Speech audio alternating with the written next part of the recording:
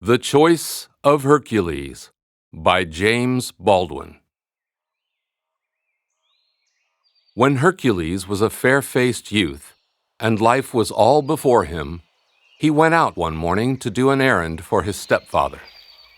But as he walked, his heart was full of bitter thoughts, and he murmured, because others, no better than himself, were living in ease and pleasure, while for him there was naught but a life of labor and pain.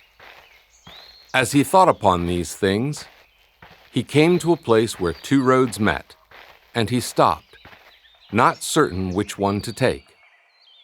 The road on his right was hilly and rough.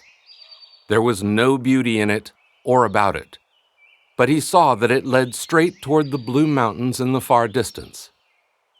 The road on his left was broad and smooth, with shade trees on either side, where sang an innumerable choir of birds. And it went winding among green meadows, where bloomed countless flowers.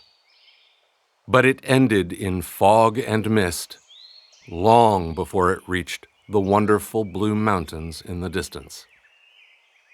While the lad stood in doubt as to these roads, he saw two fair women coming toward him, each on a different road. The one who came by the flowery way reached him first, and Hercules saw that she was as beautiful as a summer day. Her cheeks were red, her eyes sparkled. She spoke warm, persuasive words.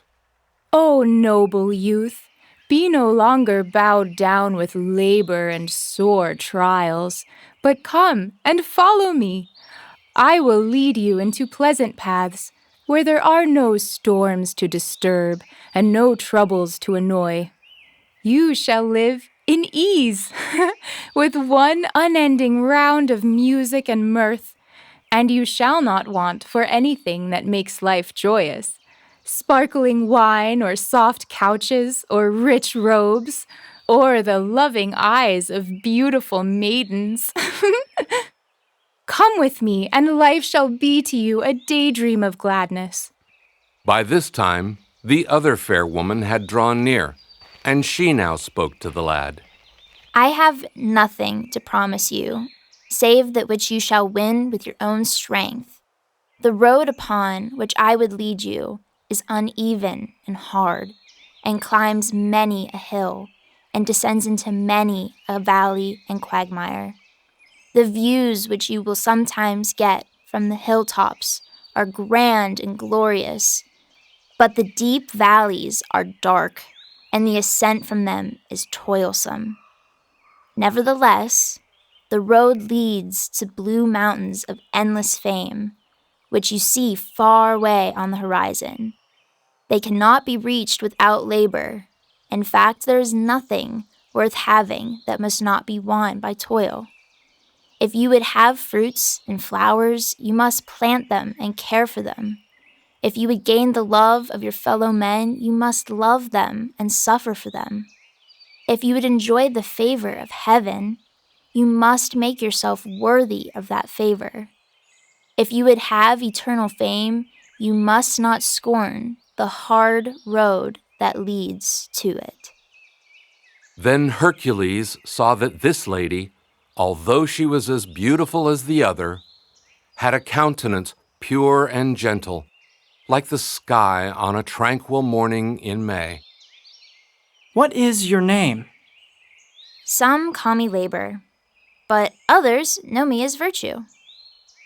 Then he turned to the first lady.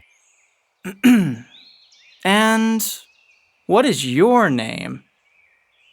Some call me pleasure, but I choose to be known as the joyous and happy one. Virtue. I will take thee as my guide. The road of labor and honest effort shall be mine, and my heart shall no longer cherish bitterness or discontent. And he put his hand into that of virtue, and entered with her upon the straight and forbidding road which leads to the fair blue mountains on the pale and distant horizon.